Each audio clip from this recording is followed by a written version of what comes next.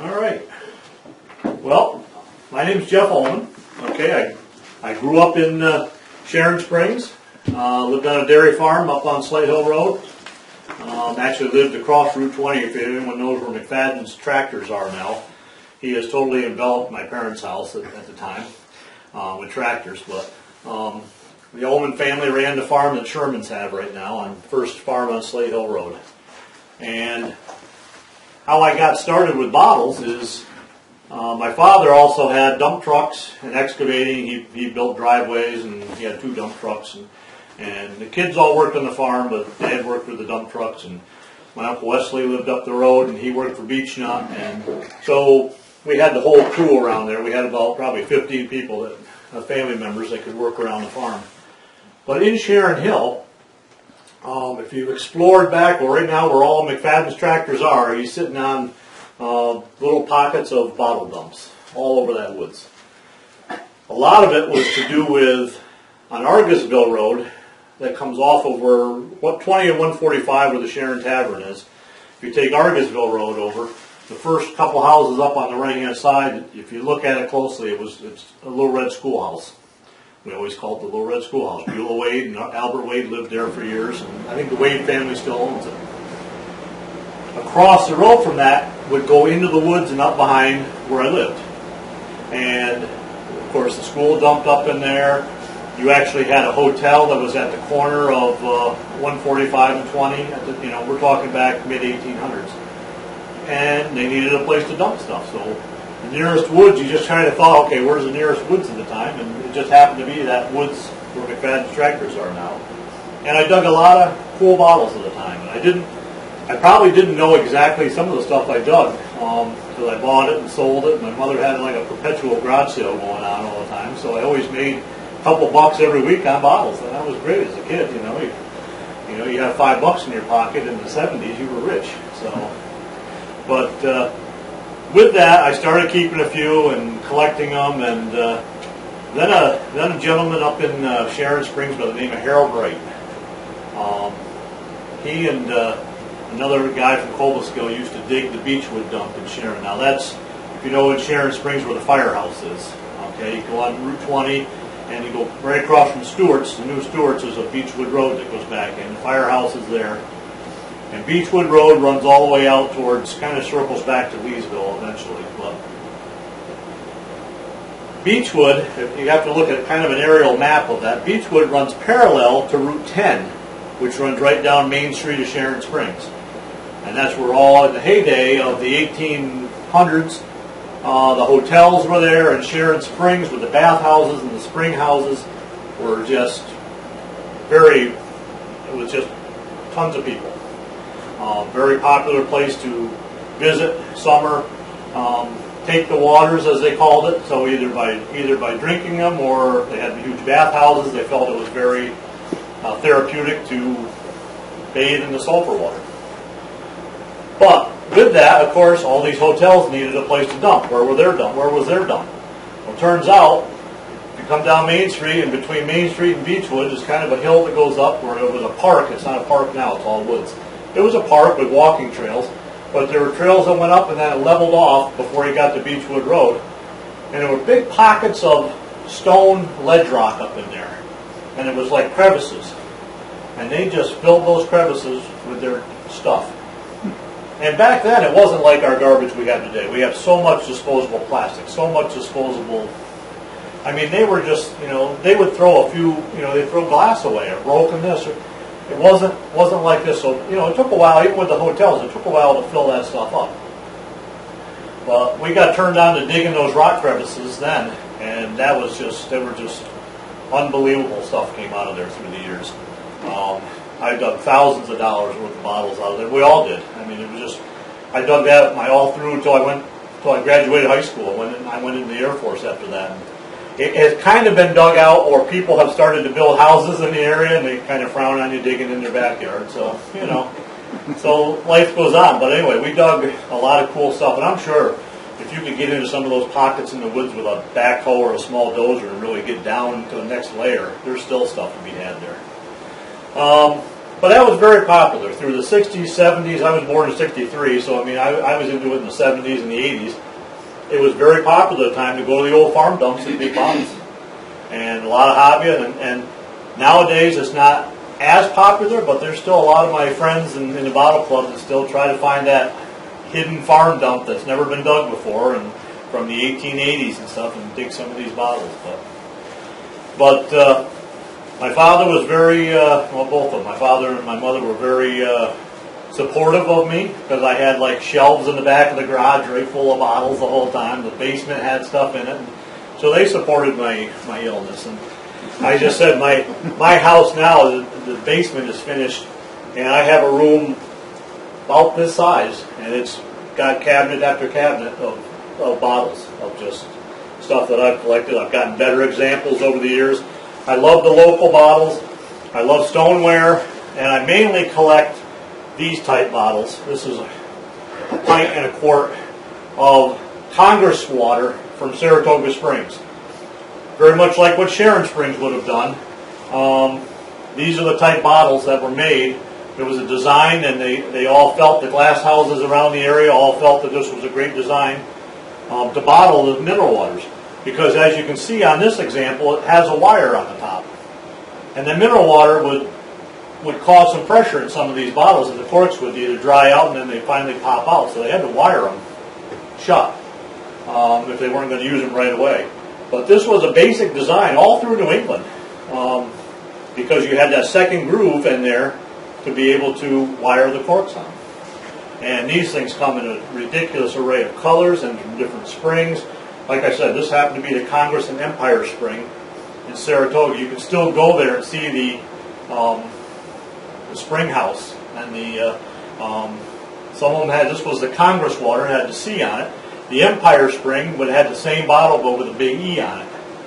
And of course there was huge competitions, and they wanted, they made claims, and they wanted them in great, really nice colors to be able to show off their wares. And they're very collectible and can be pretty valuable. These are probably a couple of the more common, because this company was in business for so long, right up from probably 1860s. Congress and Empire were formed till, well, they're still making Saratoga mineral water now, but I mean, as far as this company, I think Congress and Empire Company went out of business in 1915, 17, something like that.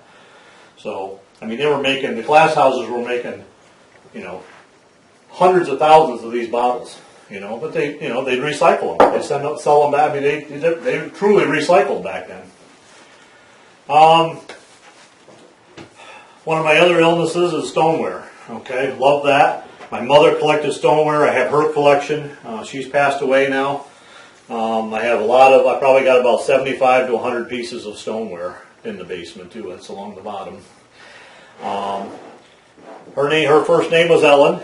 She loved the pottery from Ellenville, so she was very, just the things she liked. So this was one of her favorite ones. Had to bring it. But what I'll start to do is I'll kind of talk about the evolution of bottles and how you age them. Okay, I mean that's very important. Generally speaking, the older the bottle, the rarer they are, because they just didn't last. They're just, they were either thrown sometimes into the outhouse privy. Okay, if Grandpa was drinking his whiskey and he didn't want Grandma to know, and he might better get rid of the evidence, and he'd throw it down the hole. Well, you'd be surprised when it went down the hole. Nowadays, you could dig an 1840s or 50s, 60s privy. It sounds gross, but it's just rocks and dirt now. And you could find, there's guys, I have a friend in Utica, he's a fireman out in Utica, and on his day, he works 24 on, 24 off. On his days off, he goes and he probes them out, he finds the old maps and the outhouses in the city of Utica. He digs amazing stuff. He'll pull entire jugs out like this out of the outhouses. And some of them are 20 feet deep. It's crazy, and I sit there and watch him. I've gone out and helped him, and it's just, you got to go down, and you get down about maybe 6-8 feet, and all of a sudden you start hitting glass and pottery, and he's like, yeah, here we go. Now a lot of it's broken, don't get me wrong, he's not pulling pristine stuff out. All you need to do is pull, if he were to pull a jug like this out, I mean, these jugs go for, $200 to $500. So it can be a very profitable if you're into buying and selling the bottles, but if you just collect them, it's great. So, but But in any case, the older, the rarer, generally speaking, are going to be a little more valuable. How do you age a bottle? Well, you got to look at the techniques that they use to make the bottle. Okay. Initially, like you could look in, if you look up like ancient Roman, even the Romans had made glass bottles. They're not a very clear glass. They're like very, almost like rainbow iridescence into them, and it's rough. There's a lot of clumpy stones in them, but they held liquid, and they're very crude. You can see how the lips were just flared out and crude. Where I start with is generally around 1820s, maybe into the late 1700s. I like American made, or American bottles that were either made here or brought over in that same era. So you don't see a lot of bottles that were made here, glass houses built in America, until you get into the late 1700s. I mean, Worcesterburg had some down in the Pennsylvania area and around Philadelphia. Yes, there were some earlier than that, but when you start getting out to the other areas, usually 1800s, 1820s is when you really start seeing the glass house boom. So what they would start to do, and this is a bottle with an example, what you look for is, number one, you can just look at the crudity of the bottle. If you look at how that lip is all slanted like that. It's not perfect. It's got some really crazy whittle to it. The lip is not formed uniformly. I mean, they actually didn't do a bad job on it. So it's got some crudity. Then I look at the base. And the base has this little ring in the center.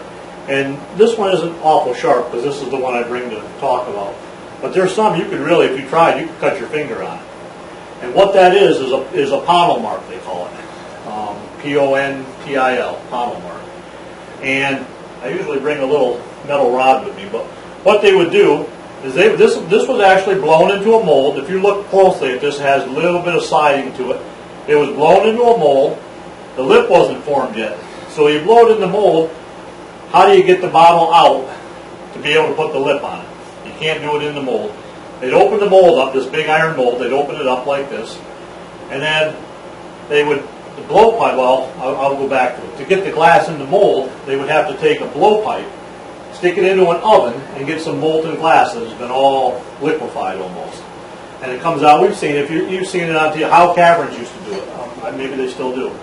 Had a glass that they would put together, and you could heat it up. And when you get that molten glass, and then they would stick it down the mold, close the mold, and they'd have these big long tubes. I mean, they'd be 6-8 feet long, and they'd blow enough in there to make that glass blow out. They'd know how much to put in for a glass like this. I mean, these guys were skilled. But they would blow it out, then they would open the mold. Now the blowpipe is still attached to the top now, okay? So my finger is a blowpipe, it's attached like that. So they open the mold up and they pull it out. Now how do they have to get the blowpipe off?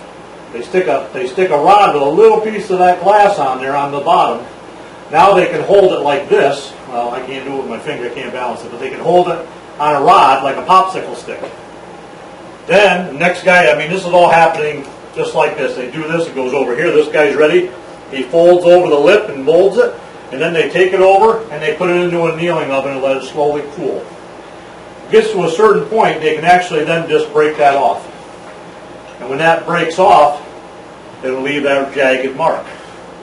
Now that is very indicative of 1820s to 1840s, somewhere in there. So this is a pretty early piece. 200 years old. They got to the point where some of these were breaking the bases, and they just, they didn't care. They don't care if there was a crack in it, because as long as they held liquid, it worked. They didn't care. They're not like collectors that are very picky about the condition of their bottle, But they were also losing money because some of them were breaking the bases out of them. So how do we do it now without doing that? There's got to be some improvement that we can make. So what they did is they came up with what they call an iron pommel. And if you look at the base of this, it looks dirty. It looks like it's got dirt ground in it. Okay? And if you can see what I mean. It doesn't come out. You can scrub that all you want. It's not coming out. It's right into the glass. And it's bigger. It's bigger around I mean, I know the base is a little bit bigger, but it's bigger around than that little pottle mark that's on the bottom there with the rod. And what this was another rod, but it had almost like a ball on the end of it, size of that. And bigger for bigger bottles. They had pottle rods that were as big as a, not a bowling ball, but big around, probably big around as the base of this, for demijohns and huge bottles. And they would get, well, arguably iron and like a graphite that would go in there, and they'd heat that up, and it would be sticky, and it would actually give you just enough time to put that bottle out of the mold. They'd hold it, boom, they'd stick that on there, then this guy could make that mold with a tool, and it would go off. They had a bunch of those pottle rods, and then they would just be able to take that, and once that cooled to a certain point, they had a kid, and they literally had kids that were 13, 14, 15-year-old kids that were doing this, and they would just, they would be able to just turn it. It was cool enough to grab it with it, and they could turn it off, and they had a lot less breakage. Then they got to a point this was probably 1840s, 1860s, somewhere in there.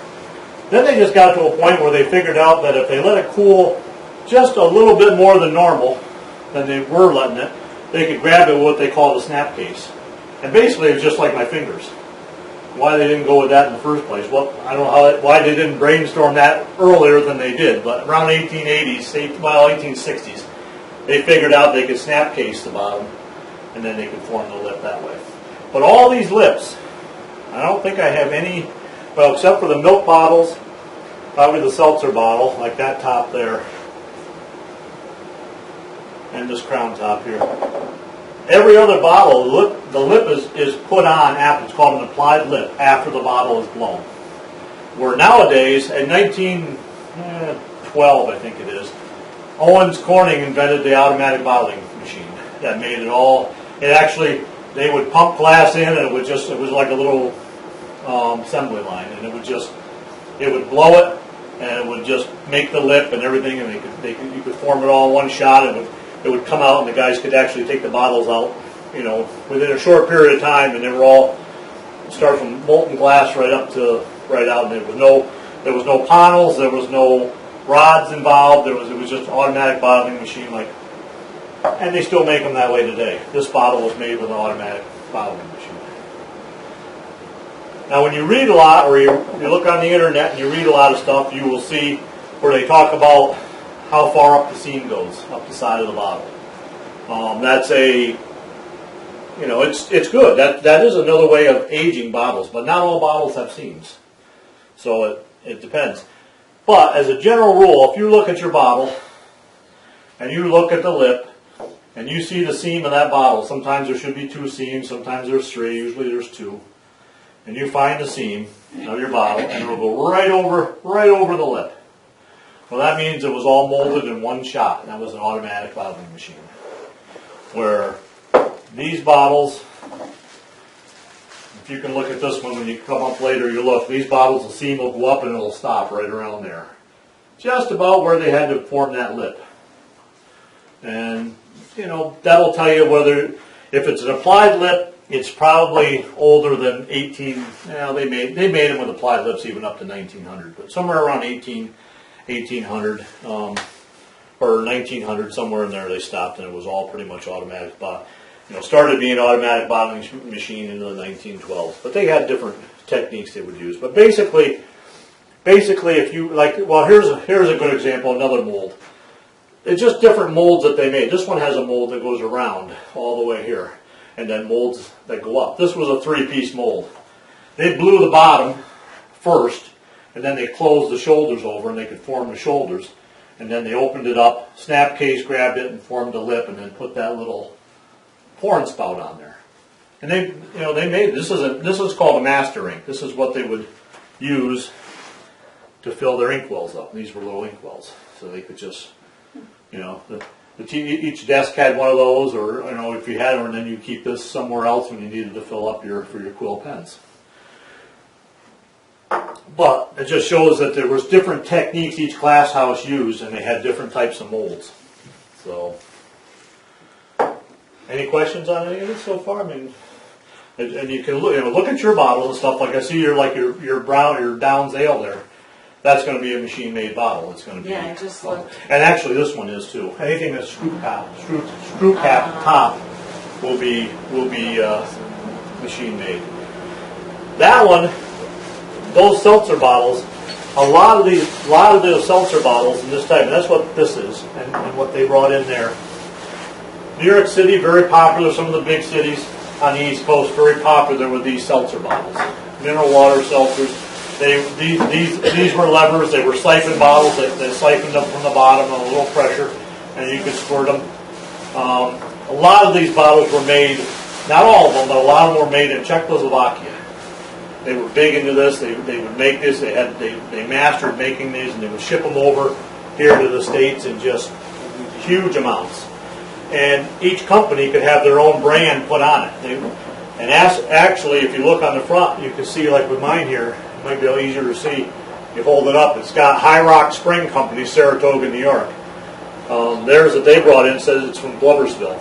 Their own bottling works. But this was put on almost like they made. They make T-shirts with the screen print. This was made the same way, kind of with a screen, but with acid. They would acid etch the bottle. And it was pretty easy to do, pretty popular. And they didn't put a massive amount of acid on there, but just enough to dull the bottle up so you could actually read the imprint on there. The glass houses that manufactured the glass used in Saratoga waters, where were those?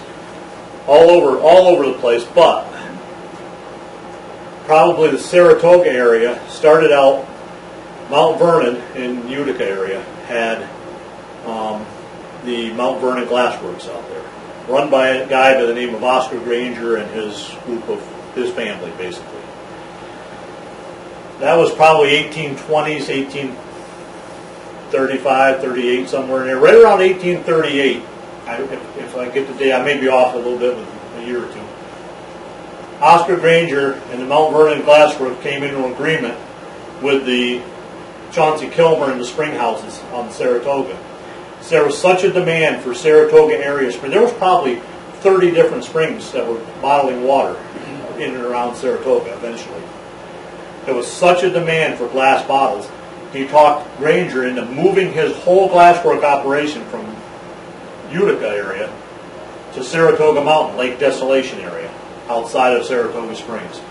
The reason they went up there, they had the sand they needed, and they had all the wood they needed, because there was a massive amount of wood needed to keep these big furnaces running.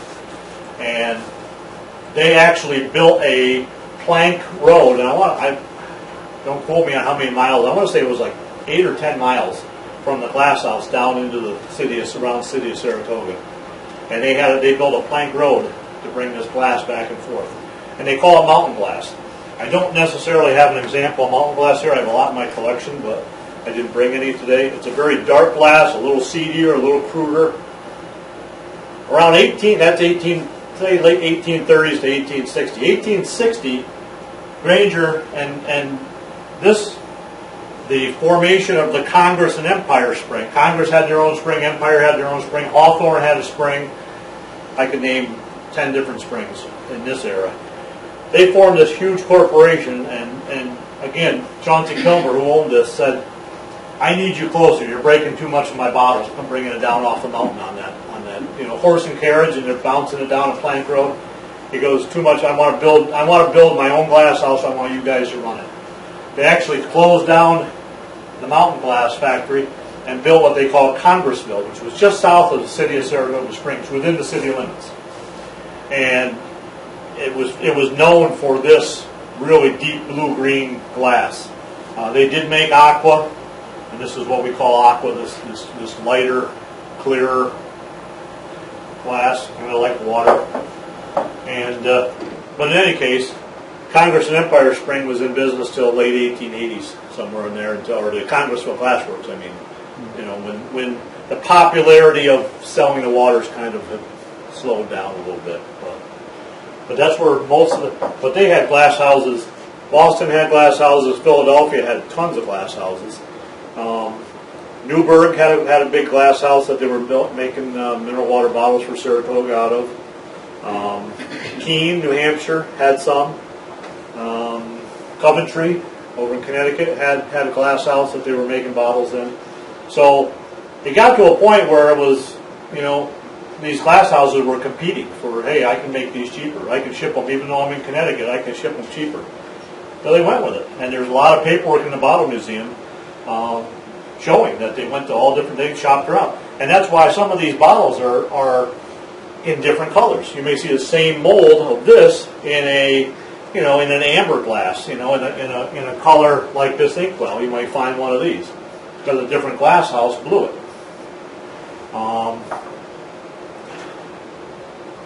Let's see. I'll kind of go through some of the types of bottles here that we have. I mean, as I said, I had the older bottles here with the panos. You'll see. The next progression was these are soda and mineral water bottles. This is fairly local here. This is Rogers and Weller, Schenectady, New York. And Weller is the same Weller that shows up on some of the Esperance bottles. I believe it's, you can tell me, Abrams. Well, Abram Westfall and George Weller. George Weller. I got the Schenectady one and the Esperance one in the box. Yep. And I have the Westfall here. Westfall there in a different color. And there's the George Weller from Schenectady. And like I said, there is a Weller from Esperance. Yeah, I've got them. And it's not a huge stretch to realize that he would have started here and did some business here, but also moved into Schenectady where business was better. Got into a partnership with this Rogers fella, and they produced and bottled mineral waters and sodas, and it was just like some of the stuff was just like, it would have been lemon beers, it could have been root beer, it could have been ginger beers. They had their own, just like Coca-Cola and Pepsi and Orange Crush had their own formulas. They would bottle their own stuff, and they would like to have you bring the bottles back, but it was also advertising if you didn't. But some of us that are old enough remember Stewart's used to bring your bottles back to Stewart's and get them refilled, or you'd buy new bottles, but Stewart's would take them and refill them, recycle, wash them, and recycle them. They did it way back then too. But that's what these are. These are thicker sodas and beer bottles. Okay, there's another George Weller, and these bottles. They played around with the closures. Remember I talked about the wiring the cork in. Well, they found a lot of different techniques as they came along. This was a design called the Hutchinson bottle, and this is the guy's name that designed it basically. And this is kind of a slope shoulder Hutchinson. Some of them were a little more squared off. But anyway, if you look on this, there's a loop. There's a wire loop, and then there's a rubber stopper in there. And if you push in, this has been rusted in. I hate to push it in, but back in the day when it was properly working and the rubber wasn't all dried out, you could actually push that in one notch, and it'll click, and then you could pour water out of it. Reach back in there, boom, pull it tight, sealed it up again for you. Was it the best design? No. Was it better than a cork? Probably. There was a gravitating stopper that was a piece of glass that you basically just had to push down as you poured it out. You pushed on it, and it allowed the liquid to flow out, and then you go back and pull it back up and sealed it up again. So they were playing with designs on that. What about the bottle? I should have brought it. It has the metal ball in it. That was an English design. That's actually they called it a cod. That was a cod bottle. And what he's talking about is a bottle, could have been a soda bottle like this, but it had a notch made in it. It came around, and there was a marble up here that you could actually get it to suck in, and once you poured it out, the marble would actually stop stuff from flowing. And as you put it back down, the marble would seat itself like the rubber stopper down in here. But as you turned it, there was a little place for that marble to get out of the way, and you could pour stuff out. And that was an English design. Never really got popular here in the States. It was hard to make. It was expensive to make.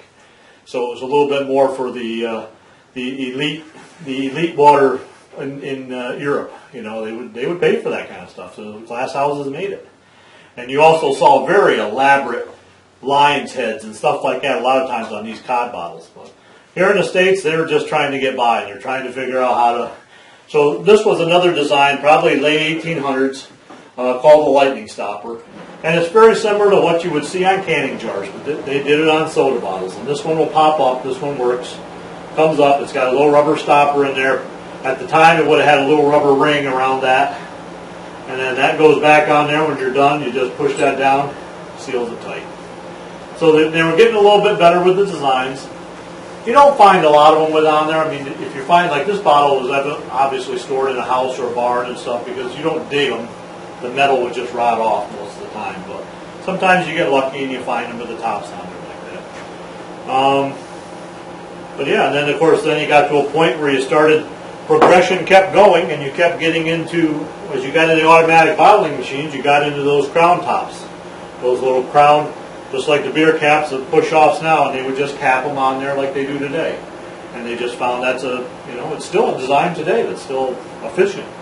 The early ones were cork lined. They would put cork in there. Today they don't necessarily do that, but it's, it was efficient. It was just a progression of that. Again, and just to finish up the aging on these things, open panels, 1820, 1830s, maybe 40s.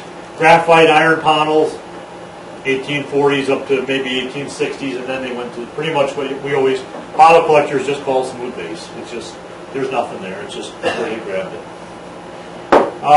Types of bottles. Again, I talked about the soda bottles here. These are all pretty much soda or beer bottles. They had the big, thick, luggy lip on them. They were pretty sturdy. They were thicker glass. Then you got into, this was probably an early medicine vial of some sort. They probably had, it was some kind of medicine. Who knows what. They would just put paper labels on there. Doctor would use them. A lot of these squares and rectangles like this are definitely medicine bottles.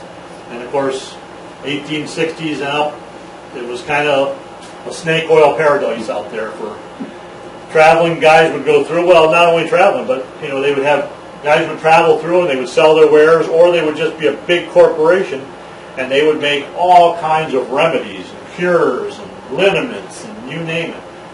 And the bottles needed to jump out and grab you, okay, with like either fancy labels or some nice embossing on there. This particular one is a pretty common bottle that you're going to find around this area. It's from Binghamton, but it's a Dr. Kilmer, and it's Dr. A. Kilmer, and he was actually born in the Cobleskill-Warnerville area, and I'm simplifying this whole story, but moved out to Binghamton and created just a huge empire for snake oil and medicine. Okay. Medicine back then had a lot of alcohol in it. Had a lot of stuff that some of it had heroin in it, had cocaine in it, until you got into the Food and Drug Administration started saying, okay, we need to have some rules on this, what can be put into this stuff. Because they were having medicine that was, they were using on babies, and it was killing babies because they had cocaine in it, it was overdosing people. But mainly speaking, it was alcohol. That was the problem. These things could be as much as, 40, 50% alcohol. And some herbs and some whatever. This is a Dr. Kilmer's swamp root kidney, liver, and bladder cure. And on the front, when you look at this later, it's got the shape of a kidney on it, okay, embossed in the glass. And it's the great Dr. Kilmer's, the great Dr. Kilmer specific. Kilmer had such a following, and he was such a marketer. He had heart remedies. It had a shape of the bottle had like a Valentine's heart on it. Okay, a lung remedy with a set of lungs on there. He had female remedies. He had interuterine remedies. He had like 20 or 30 different brands that he would make, and in different sizes. Of course, this was the normal, common size. But I mean, I've done a lot of these in the area, and there's actually a lot of people in Schoharie County that are related to the Kilmers. And it's a popular bottle for this area because people know they are somewhat related to them. Can I interject? Sure. Sandy Palmer Farah, one of our directors, her mother was a relative of Dr. Kilmer. And it's, you know, the most famous person in the family. She would probably be living today, she'd be 100. And years ago, she got a letter in the mail from some lawyer somewheres, and she had been named one of the beneficiaries of Dr. Kilmer's will, and there was the check, I think it was $2 enclosed. Yeah. It's funny. There's a lot of people around that got those checks. Yeah. Really? Some people got like, yeah, $2 to $6, something like that. Some people got as many as a couple $100. But there was, yeah, it's crazy. It depends on how, you know, how you were related and fell down the line. And it just, but he had an entire city block in Binghamton was the Kilmer block. And he produced, I mean, just a crazy amount of this stuff.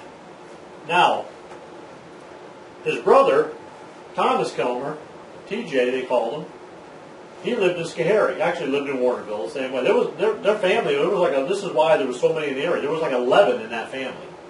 And this Kilmer, the Binghamton Kilmer, he went out and he did his own thing, and then the rest of the pretty much stayed local. I mean, I'm sure a few moved around, but TJ Kilmer ran a sanitarium in Schoharie. And he saw all of the success his brother was having making this swamp root kidney liver cure and everything else that he did.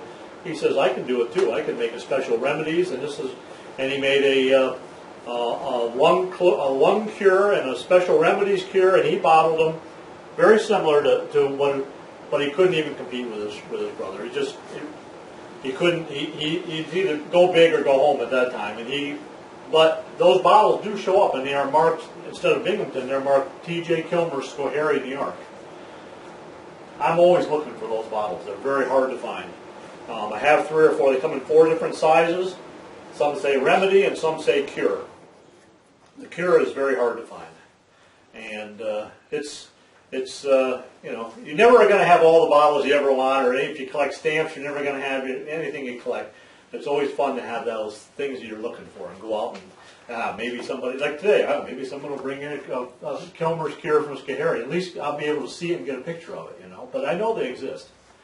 But he ran the sanitarium in kind of where Harvard Company used to be, behind Central National Bank, down at, NBT Bank, in that area of Schoharie. And he had a successful sanitarium down there until it burned. But he tried to bottle and work off his brother's success. It didn't work out for him so much. But that's medicine bottle. We talked a little bit about these little ink bottles, and these things come in so many different colors, sizes, shapes. These are called cone inks. Probably some of the more common ones. You're going to find 100 in this color of ink in this aqua color compared to cobalt or amber or stuff like that. The colored ones bring $10, $15. They can bring more if they're a really weird color, and you know, collectors are looking for different colors out of the ordinary. Some of them are amber with yellow swirls in them. It's just what kind of glass they happen to blow that day. We talked about the mineral water bottles, soda bottles. This has got a full label on it from the Magnesia Water up in Sharon Springs. It was this is probably 1920s. He found a whole the guy that ran the White Sulphur Spring. I'll think of his name here in a second. He got a whole bunch of these type bottles, and he just paper labeled them instead of having them embossed with his name on it. But I found a hole in the basement of one of the hotels up there. I found cases of this stuff. So there's quite a few of these bottles running around. The ink bottles, the seltzer bottles, we talked about. We'll finish up the glass portion of this with these. And we should all know, you know what these are too, right? What came in these? Yeah, milk bottles, exactly. And of course, we're back to a lot of the dairies in the area now in the 30s, 40s, 50s, 60s. You know, bottled their own milk. And this happens to be one from Shoemaker's Dairy out of Middleburg. And you know, this is what they called, instead of having the embossing on the bottle, this is a smaller pint. This one's from Mountain Dairy in Cobleskill. one of the biggest bottlers of milk in the area, right up until probably the 80s. That's kind of embossed in the glass. You can see the name. This is what they call a painted label, or it's actually applied ceramic label. And this was just as easy for bottlers to make, and you could call up a farm could call up to a glass house, and I don't really know where these were being made. I know there was a glass house out in Corning. By that time, glass houses were a little more common at the time, but there was people making a lot of these. I don't specialize in milk bottles, so I'm not as the expertise in where they were made as I do some of these others. But in any case, you could call a company and you could have these made for your farm. Now, it wasn't cheap, and you would want to have them back and reuse them and reuse them and reuse them. But there was, I have a friend, a retired trooper down in Columbia County that has a Morton building that this whole building could sit inside, and all he collects is milk bottles and milk-related stuff. And he's collected them again since he was 15 years old, and he just loves it. He just pours everything into it. He's just got a huge, huge collection. He's got probably thousands of these just from the area in New York State alone.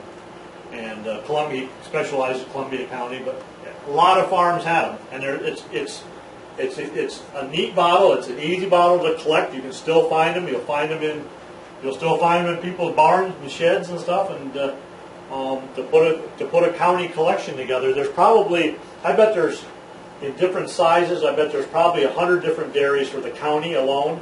And you could collect probably 200 to 300 bottles if you go on all the sizes.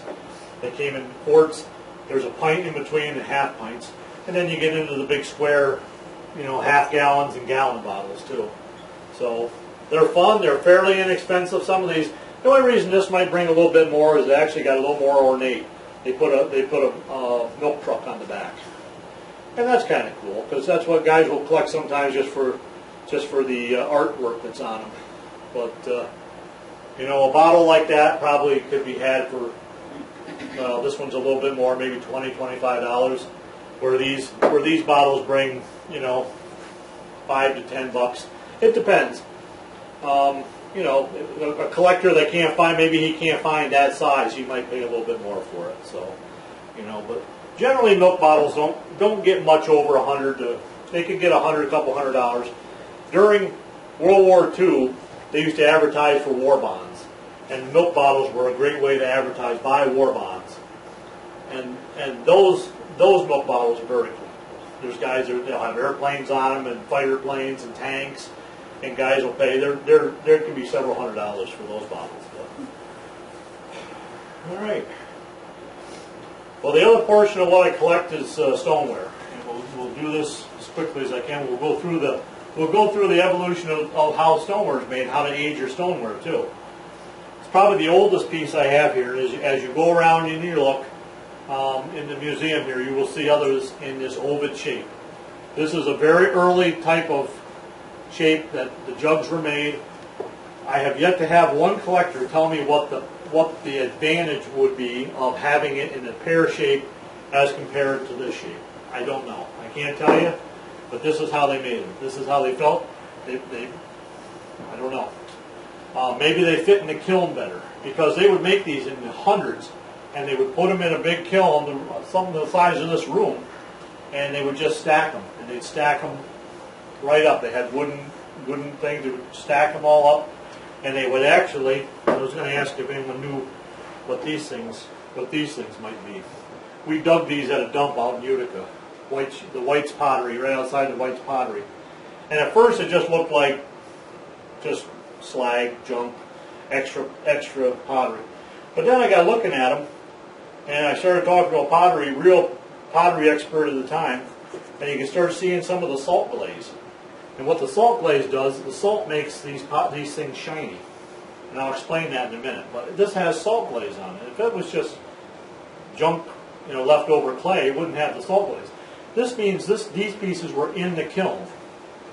And this is another little brick of something, but it's not really, not big enough for a brick, but it's got that shiny salt glaze on it. Well, they would make these pieces and they would keep them in the kiln, and this is what would separate these pieces the way they would stack these, and it's hard to show on a big jug, but I mean, they didn't care. They would stack them like this and just stack them right down through. They didn't care if a few broke. But they would use these things to space them because they really didn't want them to really lay against each other. So they would use these for spacers. And at first the guy told me that, and I'm like, no way. I go, there's got to be something else. But you can actually see where they made them like they squeezed it. The guy grabbed it and he just squeezed it, and he needed that to fit in a certain thing as spacers. And there actually was, as some of the early researchers started talking about, finding these in all around all the pottery places, and it's called kiln furniture, and it's used to space them out. And they would set these down because they would want as much of the jug to be exposed as they could.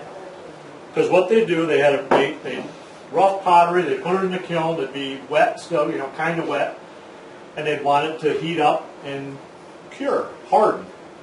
But these things were pretty warm. I mean, they were hot, and to get this shininess onto the, they didn't paint it later. It's a salt glaze. And they would literally take hands full of salt, throw it into this kiln, and it was so hot in there it would evaporate. And that evaporation of that salt would go all over, and it would make that shininess, and it would harden it and just give it a nice. And it would also cure that decoration that they put on there, whatever they were. This is all done in cobalt. When they would do that initially, and that salt glaze would give it a covering and protect it. Now, if you look at this one real close, and you look at it right there, some of the salt, they got too much salt on that. Okay, it must have been right near the door where he threw it in, and you can actually see where some of the salt didn't really evaporate on that, and it truly was just salt. Not all of them were decorated like this. Some of these guys would, they just, in order to sell their wares, they had to make them look nice, and they would start putting flowers. They would put bird decorations on them. Many were plain, and then you got into the merchant jugs, and this was actually for a merchant, Powell and Gilbert over in Amsterdam. They ran a huge store over there at the time. This was made by the Lyons Pottery Company out in Lyons, Central New York. They could order their jugs, and they would have a potter that would put their name on these jugs. They would sell molasses. They would sell maybe whiskey, any kind of vinegar. They would sell all kinds of stuff on gallon. I have ones that are in jugs. I have them that are 5, 6, 7 gallon jugs. I have a 5 gallon myself. And then they would do the same thing with the small crockery, but they got a little bit better with the stoneware. The stoneware progressed. This was probably 1920s, 1930s. They could actually have them stenciled on there, because sometimes you couldn't really. This is a pretty good example, but sometimes you can't read the names on there because these guys just couldn't write. They got the best potter that could write, and they tried to, but it would be crooked, and you wouldn't be able to read it sometimes. But they did it that way, or like Mr. Faulkner did in Cobleskill. He ran the old regulator store, which is Chieftain's. And at the time, some of us that are old enough can remember that being a store anyway. But I'm talking 1880s. They called it the old regulator store. And it was a overall general store. He sold everything. Well, he had his jugs of whatever he sold there. But instead of having his name put on like that, he actually had it embossed up on the top. And this one says J.M. Faulkner, Cobleskill, New York. And if you look when you go out here, there are a couple from Esperance the same way. Schoharie County marked stoneware is very rare. If you have any kind of jugs, crocks, bottles in stoneware, and it has any town from Schoharie County, it's very rare. I don't care what it is. And I mean, like myself, I have this. I have two jug from Sharon like this, 2 tobacco jars from Sharon. So there's 3 pieces. This is I have 4 pieces. I've done this since I was my mother did this before I was when I was a little kid.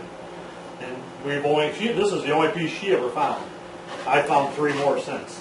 I knew a couple. I know there's a couple more Esperance ones out there, because I've seen them, but I don't know where they've disappeared. We got 4 of them. Do you? That's what I said. The last 2, Bill Bellinger had bought them at an auction, and I got them from him, and then later he had 2 more that he Excellent. wanted to get rid of. And Bill- I already had Bill Bellinger from Cobblestone. Yep. And he had 2 more, and it was like, I already bought the other 2, and they cost a lot. Yep.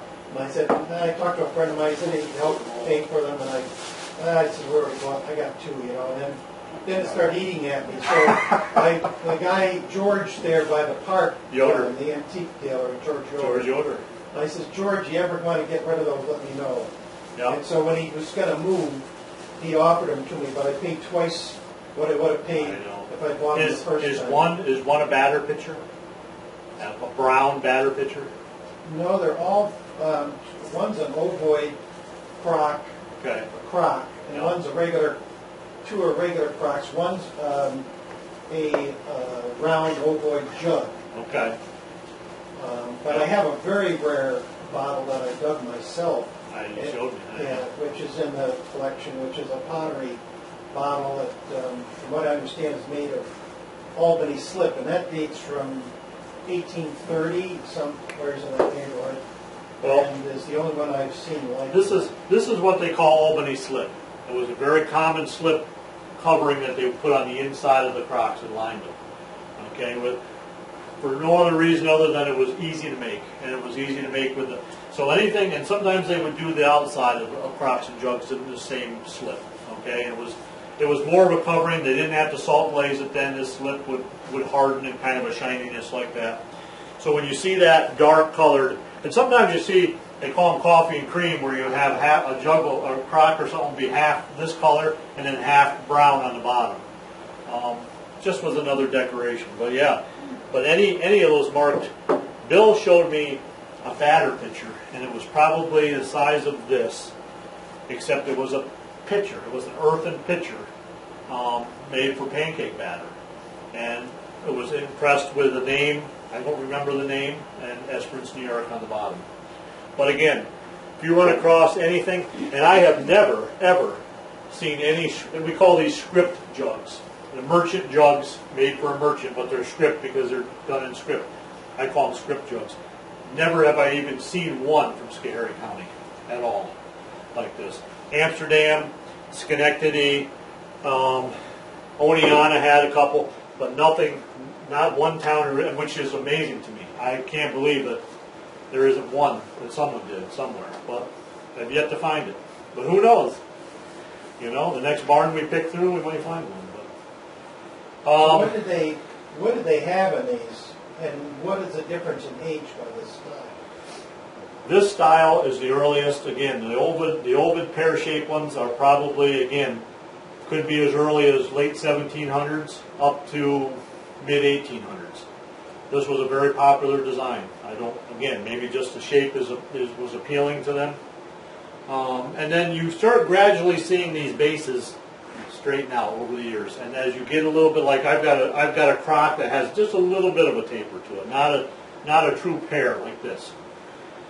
And then as you start getting into the straight-sided stuff, like this one, and this is all probably the same era, late 1800s.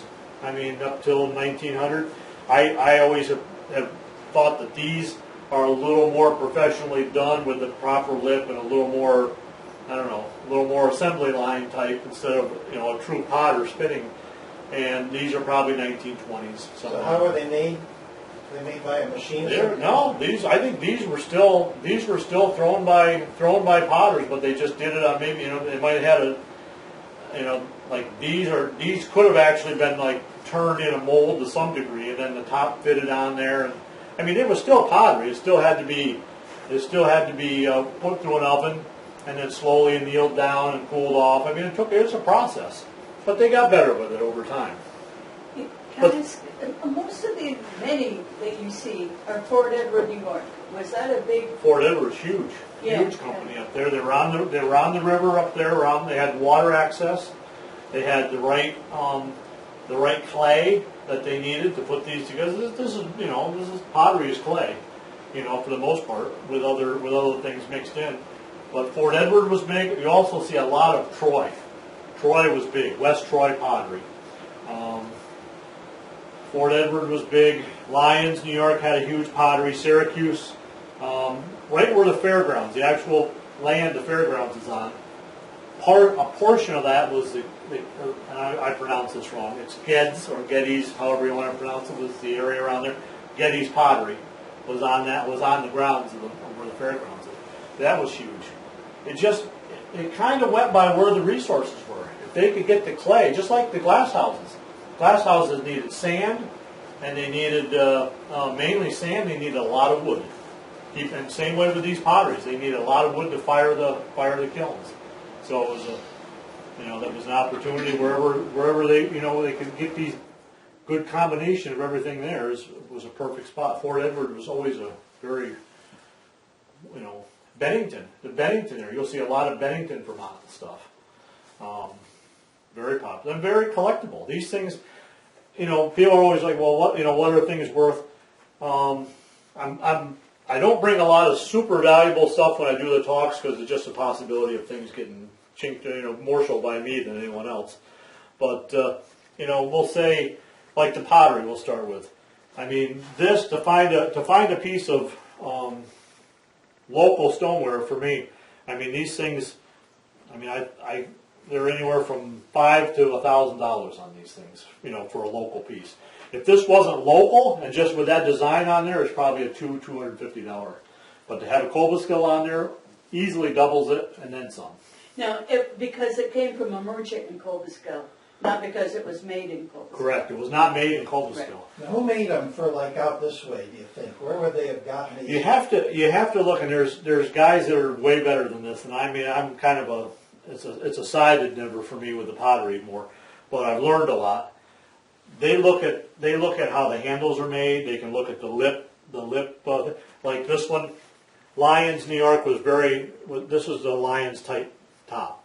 It came up and it's just no lip really on it. Where this has a little lip on it.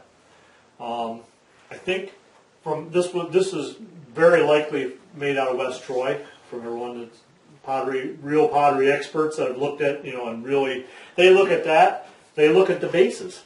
Now, see, I mean, this doesn't really have the pad marks. One of these I brought had real good pad marks, they call them. And here's a pad.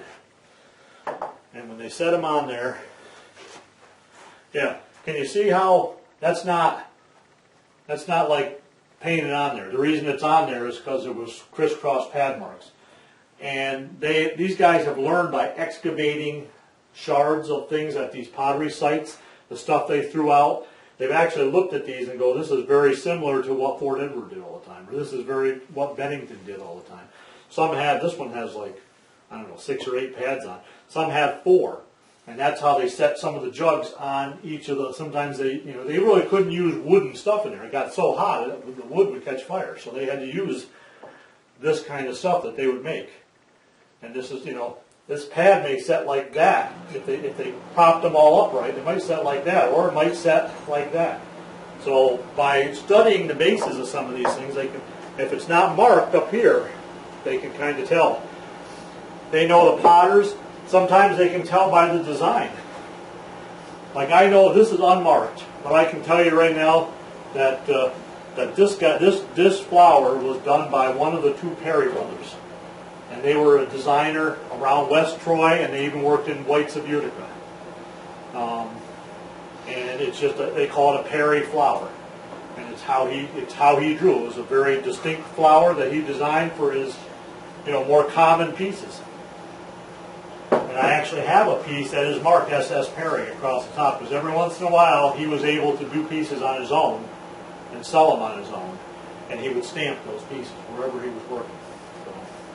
But again, as I said, but value-wise, like I said, these are because they're local. The local pieces, I mean, even the little candy jars, little cookie jars like that I have, they're very brown, they're very plain, but they cost anywhere from $600 to $800 for the local pieces to be able to get them.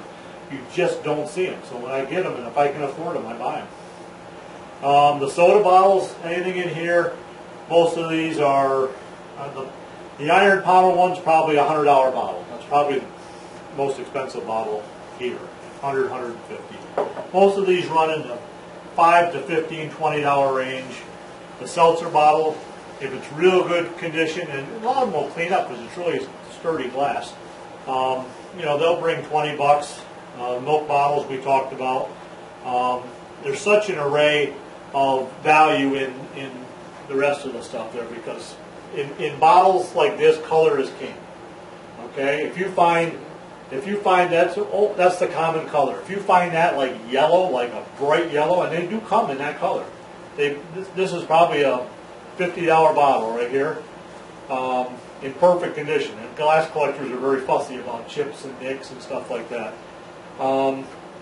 If that was in yellow, they could bring several $100s, probably $500, $600 if it was in a yellow color. So that's the difference in color with some of the early glass. What determines the color? The mixture of the day of the glass house. Okay, these guys are mixing stuff. They aren't like, it's not like painting a car where they're sitting there dropping, putting 7. They're mixing it. They have a formula, but 17 shovels of this. Okay, a potash of this and this, and depending on who mixed it that day. Or here's another scenario. Say they were making these bottles and they needed to make. We'll just say they wanted to make a gross. Okay, of these bottles they needed to. Well, they got down to the point where they had a gross 144. They had 138 bottles made and they're short, and they don't want to mix a whole other batch of glass. But there's the next furnace down has got a abundance of amber glass. I don't care really what color it is. I mean, the customer wants that color, but they're not going to mix a whole other batch just for 6 bottles. So they run down and they blow the last 6, 8 bottles in this, and that makes a rare color. So it's kind of a theory. Another theory is you will find cobalt is fairly expensive to make, and it wasn't made a lot until late 1800s. Not as a solid rule, but generally speaking, this is more of a 20th century color. Okay, poison bottles were made in this, something really vibrant. Milk of magnesia. Okay, bottles. They're all that color. But there are soda bottles, and they're bottles like this were made in cobalt, just again to grab the eye. But you will see a really weird bottle, like there'll be a Figaro flask or something like that you never see in cobalt, and all of a sudden one shows up. One. And you're like, why is that? And we've noticed a couple of guys that we talked about this over the years, and I had a real old-time glass collector say, have you ever noticed the cobalt and the really exotic colored, like Figaro bottles, are like perfect? He says they're like the mold is perfect. And at first we're thinking they're reproductions. Well, somebody's figured out how to reproduce them. He goes, no, they're done the old way. He goes, and then he found it. This friend of mine found an article about what they would do in, like, say around 1890, 1900. You had a glass blower that needed to pass his master test as a glass blower. Well, they certainly weren't going to just have him blow one of these bottles. I mean, that's easy. Just blow it in a mold.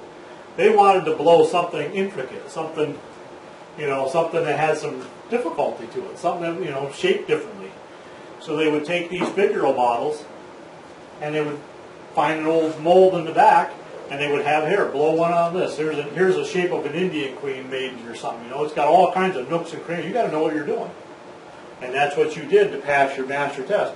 So what happened with that? They'd blow it in a weird color, whatever they were making that day. Blow it in some weird blue, and what would you do with that? If that was you and that was your test, you'd take it home. You probably kept it like a trophy and they're always, but they're rare because they're a one-off bottle. And to find like a cobalt Indian Queen, Brown's Bitters made an Indian Queen bottle in amber. They're not common. They're probably $600, $800 when you find them. There's one known in cobalt, brought $100,000. So stuff is out there. Weird stuff shows up every once in a while. So you can go from $10 to $100,000+. The Schoharie Kilmers, how much are they going? The remedies will bring around $200. The Cure, if it says Cure on it, which is the rarer one, the Cure is $300-400. That's my paying price. If I found one, I would pay that for it. So You know, if you put one, you get myself and another guy, and local bottle collector doesn't have one and wants it could go for more. But and they look like this. They're not anything special as far as a fabulous color. In fact, they're smaller than this. They're half this size, but they got a lot of writing on it. And it's, to me, it's one of the there's two Holy Grail bottles, and I've only seen one is a cobalt blue bottle this size, and it says Millard Brown, Mineral Springs, New York. And it was truly a bottle that was made out of Mineral Springs. And it's only one. There's only one that we've ever seen. We've never even, Jimmy Bender and I have dug bottles around Cobleskill for years. We've never dug another shard. Guy in Chicago has it, and he bought it. He bought it in Cobleskill. He bought it in. I think he might have bought it from Bellinger even. There was an early place here near the bridge up until 1822 or so that made was a where they made alcohol. What do they call it? Distilleries. Distillery. Yeah. And somebody contacted me and said they had a bottle that came from, that distillery, and it was Dr. Leonard, I think, operated the distillery, and he got in trouble for his drinking problem. But I'm wondering if is that something that might have come? Would a distillery have? Yes, and I have one. I have one. And I say I have one, and here's why. It's a New Holland. It says Dr. Leonard's New Holland Gin. It does not say Esperance. It doesn't say Schoharie County. It just says New York. Now, whether he shipped all his stuff down in New York, I'd like to talk to you more about that because I don't know where the distillery was. And the only reason I knew that these were bought, there was three of them dug somewhere between here and Cobleskill, under like an old barn foundation. They were all together. And Ed Bardis always told us that was a bottle from Esperance, but I never had any documentation on it. I couldn't find anything on it, and I haven't looked in quite a while, to be honest with you. But I had somebody from out of the area reaching out to me about that. Yep. So I'd like to know a little bit more. We'll talk later. A little bit more about that He distillery. was a Presbyterian. He got in trouble with the church over there. Really? Yes, he was tipping the bottle, and he got in a passion with his horse. Oh, jeez. He was beating his horse. Back in those days, they took it seriously. I mean, you had to treat your horses. A guy got arrested for leaving his horse out at the hotel on the other side of the bridge. For just because he left it out. It was supposed to put a blanket over and bring it in for the night. So they really, if you abused the horse, that was looked down. So that was what he evidently was swearing at his horse and hit it or something. Bottles are funny though. Bottles just show up in the weirdest spot. You know where the Leonard's gin came from? When the flood happened in Schoharie recently, 10 years ago, 15. Of course, everything was getting cleaned out of basements and stuff like that, and everything was, tragedy. Everything was piled up. And one of the kids that I knew down there was working on something. And he up in like one of the houses he was helping clean out were these bottles sitting up there, and he came out and he had them in a bag just like this. He came in with them and he's got them. He goes, "Hey, you got to look at these." And he's rattling them around. And one was that Leonard's gin, right full of crud, and dirty and dusty. And at the time, he's like, "Yeah," he said, "I got this." He says, "The lady told me if I wanted to sell them to you, I could have the money." And I'm like, "Well, you made a good deal." I said, "I'll give you $200 for that right now." I said, "I can't tell if it's cracked, but I said I know it's a local bottle and it's rare." He was thrilled. And it cleaned up nice, and he's been over a couple times looking at it. Still, I'll keep it forever. But I mean, it's he was thrilled, and I said that's how stuff shows up, though. Somebody's cleaning out a barn or a woodshed or something. You never know. You're gonna get just like anything else. You could have 1,000 bottles in a barn, and they're all 5-cent bottles, or sometimes they're recyclable. They're not even really, unless you like them and they're neat to put in a window. They're just garage sale. But some will bring a few dollars, and you just never know. That's why you got to have someone take a look at them. Let's take a look at what everyone brought. What did you have here? Well, obviously a milk bottle there, right? No name, but it's not unusual. I mean, sometimes well, it does have a name. Okay, if you hold it really, let's see if this size has it. Yep, Schenectady, Fifth Avenue Dairy, Schenectady. So it had a label like that at one time. If you hold that to the light, just turn it.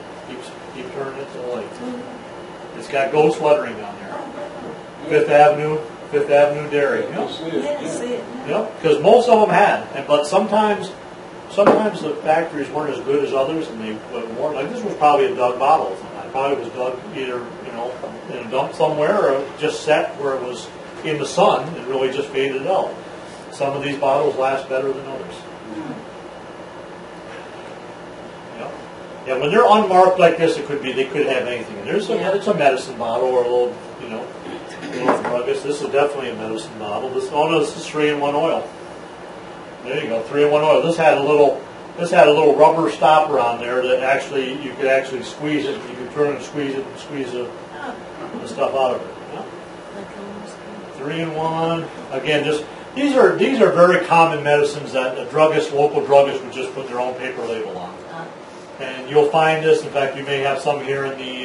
If you had a We have druggist. one with a paper label from the drugstore. Yeah, and they'll have a roll of them. It's like selling raffle tickets. They'll have a roll of them, and it might be liniment, it might be camphor. This is Pangoric or something. Yeah. Paragoric, which I think is not. Paragoric is like opium or something. I don't know what it is. Not good stuff, but they were selling it. But you see, there's a good one to see. Look at the seam on that. See where the seam stops on the shoulder? So that's 1890s or so, somewhere in there. But it's a common bottle that they just made hundreds of because it was a pill bottle. I guarantee it was some kind of pills. Mm-hmm. Yeah, it's a tincture of opium. Paragoric. Oh. Okay. That's what that bottle is, opium. There's a perfume bottle from Larkin. Larkin Company was a perfume company out of Buffalo.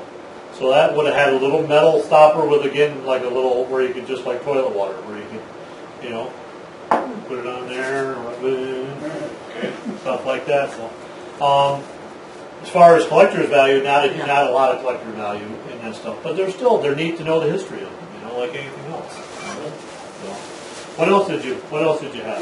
No, these must be newer. You were saying. They are. That's a liquor bottle of some sort. Oh yeah. But it's still, they could be as old as probably 1940s. I mean, it's. And I never heard of that. Yeah. These are, Downs Ale. These are getting, again, applied ceramic label.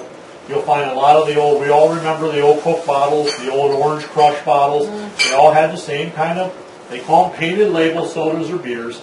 They're actually applied ceramic. They're collectible. They're not worth a ton of money, but if you get a rare one like this one out of Buffalo, maybe this guy was only in business for a year, and a collector, if he can't find that, he might pay $7,500. I'm not saying this one's worth that. I'm just saying that it could be. I've never heard of it, but I don't collect it. But that's 1920s up to probably up till now, really.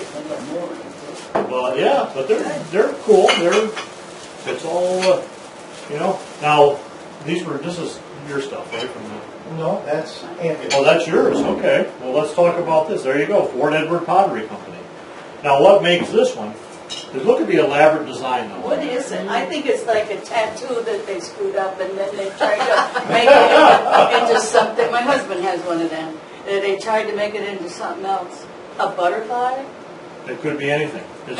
It's art. It's just interpretive art. I'll tell you what. I have not seen this sweep like this that much. Okay. So what this is telling me is that see how on the bird there. Sometimes they would put the wings. Well, on some of these they would put chickens pecking corn. It's a common design. This almost looks like he started to do a chicken wing and it didn't come out right, so he just made it a floral design. But it's a lot of blue, and most of the blue. This is early design. This is a common design, and it's got half the blue that yours does. So this makes it a little more blue the better. Okay. So, and look how crooked the top is. Look how it lops.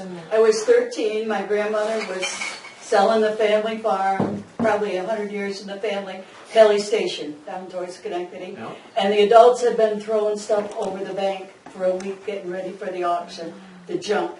And I said, Daddy, I've got to go see. And I brought that. They threw that over? Yeah. That was not going to the auction I in know. Isn't 1963. that crazy? So- At auction today, you take that down there, I will say that would bring between $200 and $400. Probably on the upper end of that. And it's in beautiful shape. You know? Pottery people are more like, you got a hairline crack down through there. Pottery people are more, they're very forgiving of that kind of stuff. Like if the handle's missing, that's a different story. If there's a big chunk out of the lip or the base or a hole in it, that's different. But I have a hairline crack. These things are, you know, they didn't care that much about it. I mean, you don't want it like it's going to fall in half, but to have a little hairline like that that wouldn't even bother me as far as, you know, what was I going to say? As far as that, well, with glass though, you take a crack in a bottle, you know, say that's a $30 bottle, or, you know, this was more like probably 50. You take that, if I had that same crack down the side, I couldn't give it away to a collector. It's nice to set up in the window, someone would buy it, give me a couple bucks for it, but it just totally takes it away. So, that's the difference with that, but, yeah. And was this yours too? Yeah, it's a World's Fair, right, 1939 World's Fair, yeah. Again, you've got a lot of stuff. There was a lot of makers in the 30s, 40s, and 50s that were making decorative bottles. They were making reproductions of historical flasks. They were making historical flasks were flasks that were made. I've got a sample, but not a real one. Yeah, to commemorate a presidential campaign or commemorate a historical event. Like when Lafayette came over to visit the United States, they made a lot of. Yeah, this is a reproduction. Yep, probably Wheaton. Yep. Yeah, it's a Wheaton. And yeah, very popular to put eagles on these flasks and stuff like that. And of course, this one is a what is this one? Montgomery County commemorative, yeah, for a bicentennial. And Wheaton was a company in New Jersey that would make these commemorative bottles for historical societies or whatever to give away. This was probably made though in the 60s, maybe 72. 70s. 72, right there. Yeah. There's another one for Fulton County. So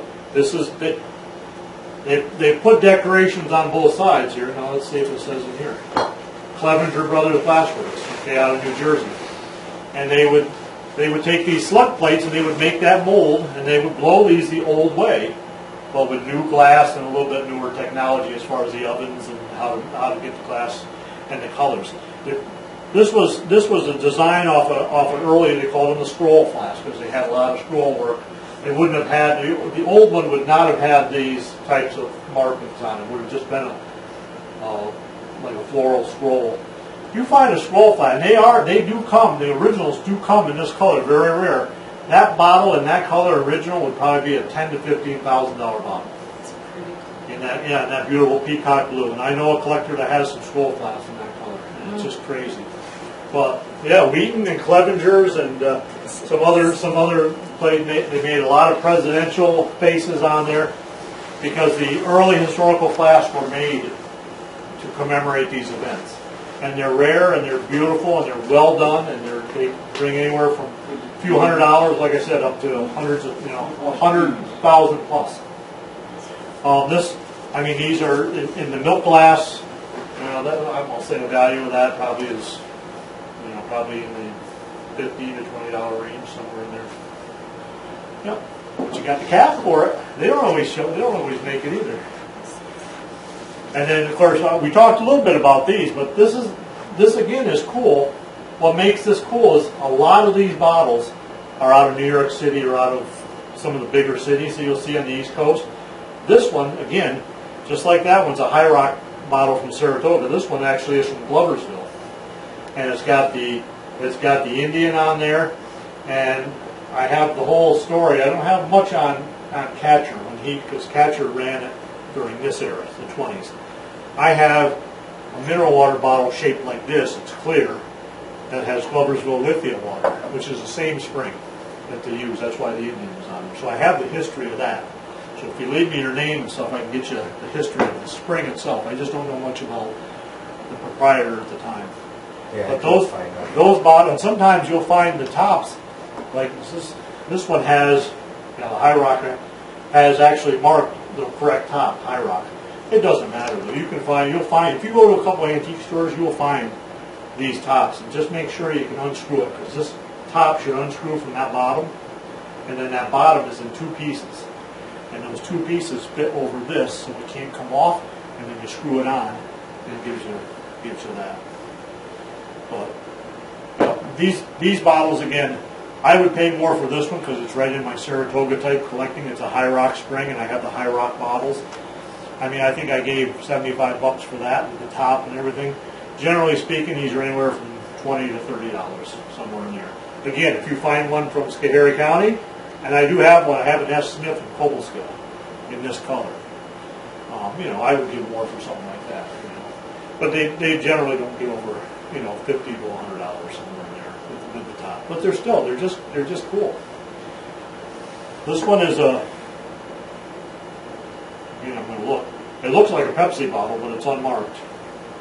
So it could have been any cola. It was a cola bottle. It was one of the ones that were made to design to go into the soda machines at the time, where you had a little door on the side there. You put your nickel in or whatever, and then you could pull one out, and the next one would slide down in. And they had that sleek design to them. Yeah, that I one. think it's Pepsi. It looks like it's got that Pepsi swirl to them, but most of the Pepsis were marked. I'm going to say 1960s on that, somewhere in there. Still got the crown top. Like this one. This one's like 1960s as well. So. Yeah. Did anybody else bring anything? This is this one is George Weller from Nespert. It's got a crack in it, but that's Yep. one that I Yep. Again, that Hutchinson design. It took this one probably, and some of the reason these things broke is because guys would pull the tops, those spring tops out, and would crack the top. This is the Scantony one with it's got his logo on the back of it. Oh yeah. Got his monogram on the back. Yep, George Weller. And there's a lot of history. There's a lot of history on Weller and stuff too. I actually, if anyone's interested, or if you're interested, I actually have a book that we've done. Roy Topka and I. Roy is a big privy digger from the Schenectady area, and I think there's a whole. We can look into later, but I think there's a lot of stuff on Weller in there. So. What about these kind? This is a more recent one. That's an Albany soda bottle from the. Do those kind of things have collective? Not so much the soda cans, beer can guys. They have a lot of the This is a Nespert soda bottle or milk bottle. milk bottle. Rockwell's.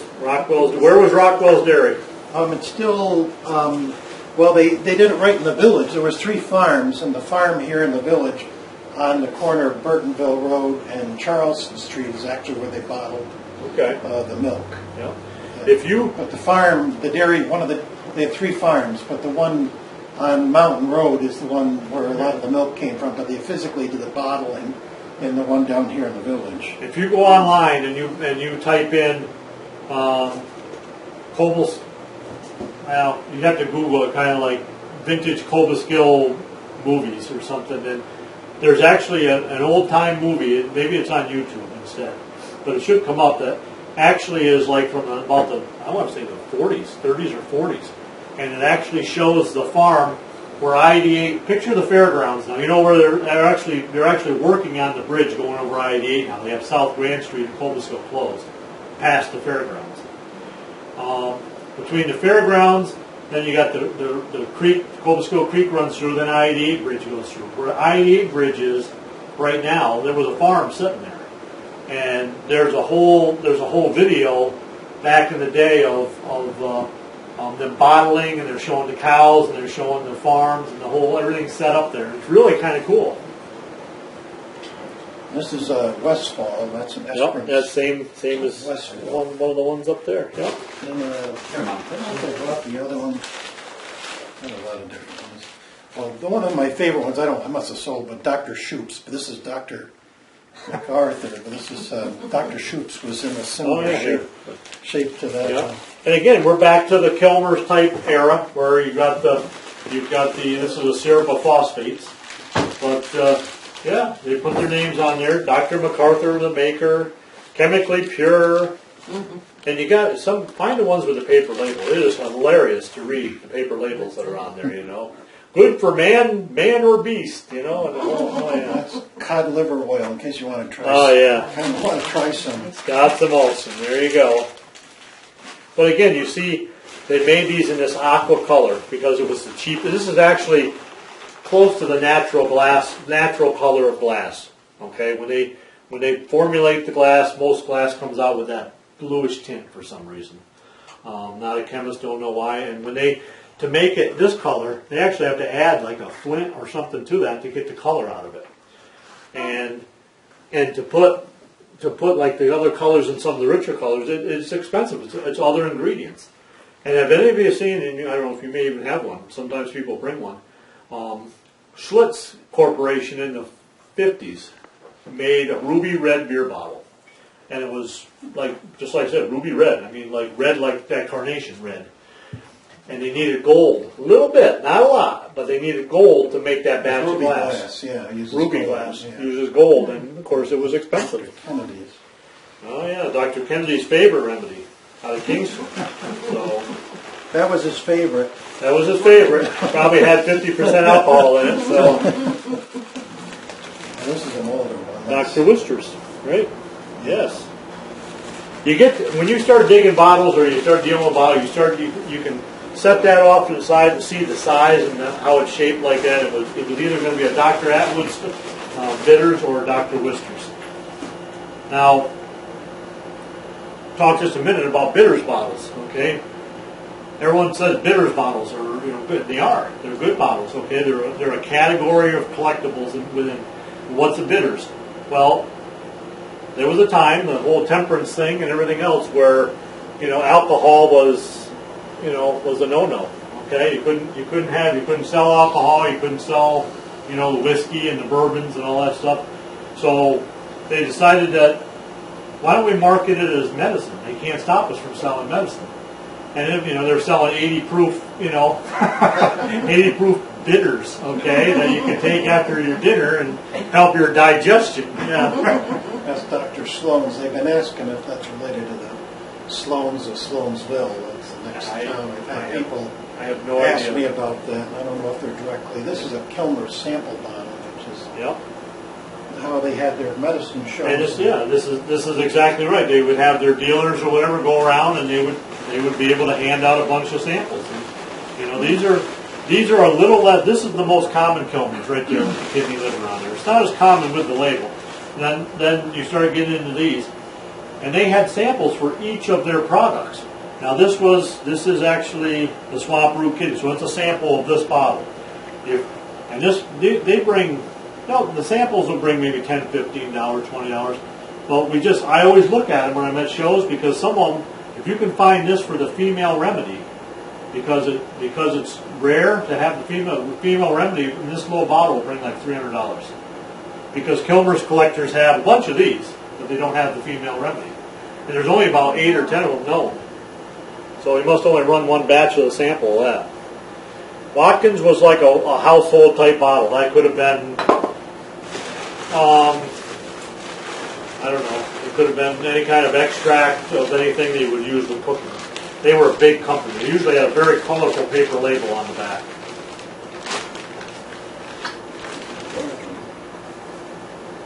Yeah. Dr. Pierce's, see, here we go. Dr. Pierce's Golden Medical Discovery out of Buffalo. Dr. Barbie. Again, Pierce and Kennedy were Kilmer's competition. So I mean, they usually left that back panel open for a very colorful label, and they'd have them on it. Just like today, people see shiny things. Ooh, I'll buy that instead. Another of the Dr. King's new discovery for consumption. This is. And some of these you got to really look up. I don't know what's on it. What is consumption? Tuberculosis. Yes. That's what the sanitariums Yes. was during the sanitarium craze. And I mean, Sanitarium Road in the town of Esperance was because there was a sanitarium there. And that's And Willard Martin Sr. remembers when it was there when he was a kid. It already had broken windows and stuff, but it was built around the time of 1900, somewhere in there. I had to do a lot of research to find anything on it. I finally found an advertisement around 1904 in Central Bridge where their doctor, it was not even, there was a Kilmer in that area, so I thought, people kept saying it was Dr. Kilmer that had the sanitarium there. But it was this other guy, I forgot his name, Ford or something like that. But, Okay. he built that sanitarium there. And the railroad station is right there. That's where Junction Road is. They had the Junction Station, so people would come on the train and then come up for the cure, kind of a thing. Yep.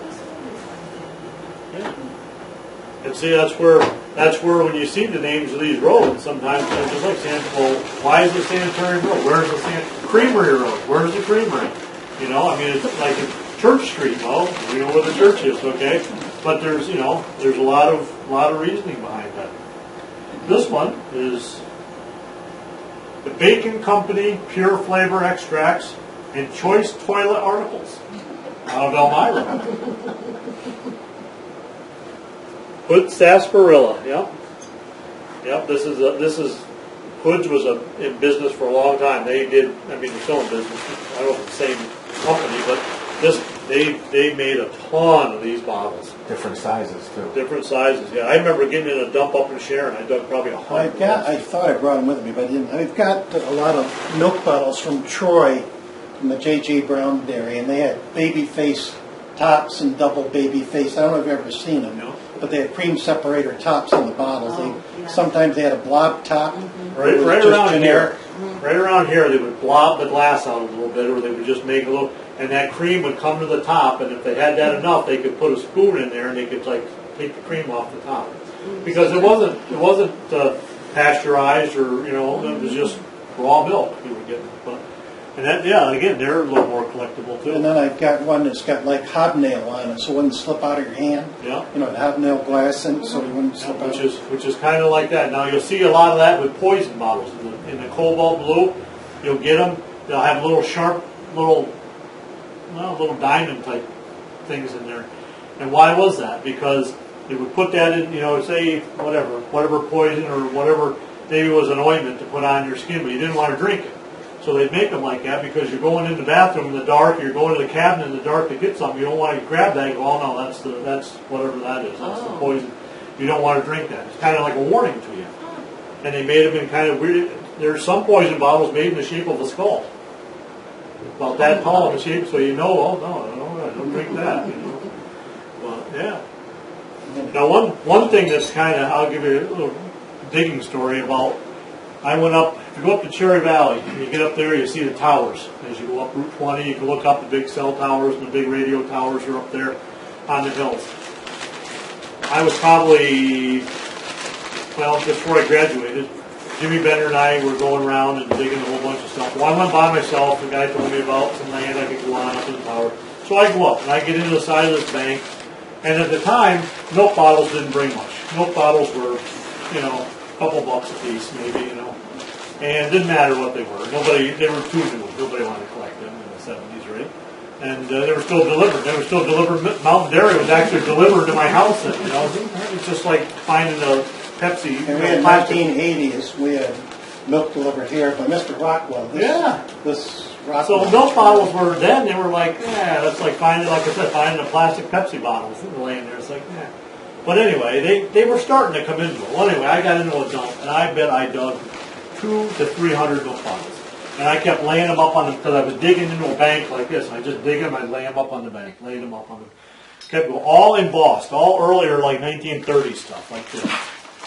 And Cherry Valleys, and Sharon, and different ones from out that way. Richfield Springs, and Springfield, weird dairies, right? And I'm just like, well, it's kind of cool, but I don't want to put them up there. And I left. I didn't find anything good that whole day, anything I wanted. So I leave. I come back down. I meet up with Jimmy that night. I'm talking to him, and he's like, "What'd you dig?" I said, I bet I dug 200 or more of those milk bottles, all nice shape, all different dairies. He goes, "What do we get for milk bottles?" I said, "I don't know, $1 or $2." He goes, "So you left $200 laying up in the woods, didn't you?" Yeah, I guess we did. We turned around. We couldn't go that next day. We went it was like the next weekend. They were all gone. Well, wherever I dug, somebody walked up in there and found them. They took every single one of them. They were all gone. I'm older than you by some years, but I started digging bottles when I was a kid. And the same thing, they left the milk bottles behind. Then I saw them in an antique shop with, money on them. It's like, wait a minute, I want to go back because they're still there. I know right where I left them and didn't get them. And Jimmy Bender would tell about he lived in Cobleskill by the fairgrounds, and where the big horse arena is, and kind of like in the back corner, like the main gate is over here, and then the fairgrounds, say the table, that back corner over there, okay, the cow barns are over here, is the sewage treatment plant. It's also the old Cobleskill dump. I don't want to say it was the second old Cobleskill dump. It was probably 1900s on until they stopped. And Jimmy says he went down there and he said there's a pretty rare milk bottle from Cobleskill, Borscht Dairy. And it says Borscht Dairy Cobleskill, it's this size. He says, I don't know how many were down. Well, at one point I had the only one known. I ended up selling it to my buddy down in Columbia County for his museum down there. But he says, oh yeah, he says, there was probably 150 of them down there. He says, I broke them all. He says, I just kept buying them, and he's a little kid. He's that big. He says, I remember. He said, they all said Borscht on there because he had a buddy whose last name was Borscht.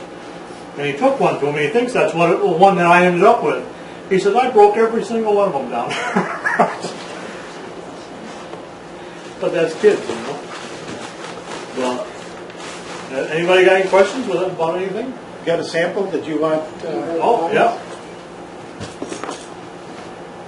Here it is. Here's the $10,000 historical flask coming right here. Well, I've had this for, 10, 12 years or so. Supposedly, I came from an estate in Lake George, and a fellow said he found it. His father, who was probably well gone by. I'm going to put this, I would say this bottle, in my opinion, probably 1820s, 1830s. And it's not embossed, but it probably had a very colorful paper label on it at one point. It probably was a brandy or a very nice fine liqueur of some sort. The only thing, this top possibly, this kind of screams European to me a little bit, but that's not unusual. This is easily an American-made bottle that you had a European maker come over and they were making the same style of stuff. Because the color and the way this was done, yeah, that's a gorgeous piece. Yep. I would say, it's hard to say because this is a little bit more of if I had a maker's name on there or a liqueur name, you have a kind of a reference to go to. But this is very easily worth probably a couple $100 at least, if not more, to a certain collector. So it's hard to put a value on something like that. What would it be? Is there a classification of bottle that is? It's a liquor or a whiskey. So yeah, it's not the pontle. It had a pontle on it at one point. So this is where I'm trying to date it. It doesn't have, and you missed that part of what I was talking about. But when they made them and they held them, this is called an iron pontle on the bottom. I do not have a shop. I don't do that. I kind of do American Pickers type thing. I'm a retired trooper. I worked in the Fonda, Montgomery County area for years. I worked in the crime scene unit for many years before that.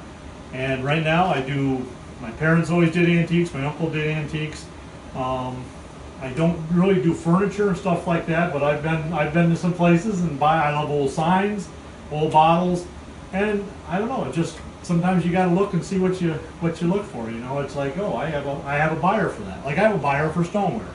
I have a buyer for bottles. I have a lot of buyers for bottles if I don't keep them. I've got, military items, old farm tools. A lot of my stuff is listed on there that I can. But if you watch the pickers, they love bicycles and they like motorcycles and so that's their niche. My niche is some other stuff, and sometimes you don't know it until you see it. Old toys, I have a guy for that. But if you have marble top stands and stuff like that, I don't have an outlet for that. I don't have a store. I don't have a shop to be able to do that. Doesn't mean they're not worth anything. It's just that I don't have the ability to move it along and a place to store it. So. But sometimes certain pieces do speak to you, and you got to buy them anyway. But Was it your uncle that had the Fritz Voigt of the Methodist Church? Yes. On Sharon Hill? Yep. Yep. I've got copies of those. He let me borrow it, and I made Yeah. Let me take it home and make copies. Oh, yeah. I must have of course, later on it was even worth more. But, You know, I kept them in the little ones like that, but I have them on my wall in my office. Yeah, he had 5 Fritz Votes at one time. Oh, really? Wow. Yeah, there's 3 left, I think. 3 left. Yeah. But he had one of the, I was doing a thing on Methodist churches, and he had the picture of the Sharon Hill Methodist Church. That We was found great. when I bought a collection off of guys that are, if I make a mistake, if I buy sometimes you'll buy something on speculation. You have no idea. It's like, I like that. That looks kind of cool. Maybe it's rare. Try to give a fair price on it. But if I walked into a house and you had a Fritz Vote hanging on the wall and you didn't know what it was, you told me, I don't know, give me $50 for that. I just couldn't do it. You just can't do stuff like that to people because you got to sleep at night. It's like, no, I can't. But it's worth whatever thousands of dollars. It's like, hey, listen, if I can't even afford to do it, I will find a buyer for you and have them buy it directly from you because it's, some stuff is, I don't know. It's not, to me, it's not worth it. And that's, I spent my whole life, trying to keep those people from preying on other people. So, but if like I said, you have my card. If you have any questions, a lot of times people will have estates. Grandma passed away, great aunt passed away, and I have this whole house full of stuff. I'm more than willing to walk through and say, here's your options. Either I bought households, I bought everything and just sold out what I could sell and then took a chance at auction on the other stuff, or I'll say, no, you're better off calling Michael's or calling one in Schenectady or calling one out and having an auction here or having the yard sale people come in and just do everything and do it that way.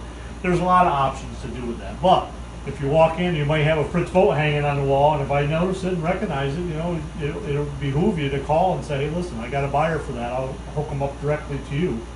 Or I'll buy that, I'll give you whatever for it I can afford to do, and I'll try to make a little bit. Appreciate it. Thank you, Jeff. Now, if you want, Jeff, I'll show you what we got out Yeah, here. absolutely. If anybody-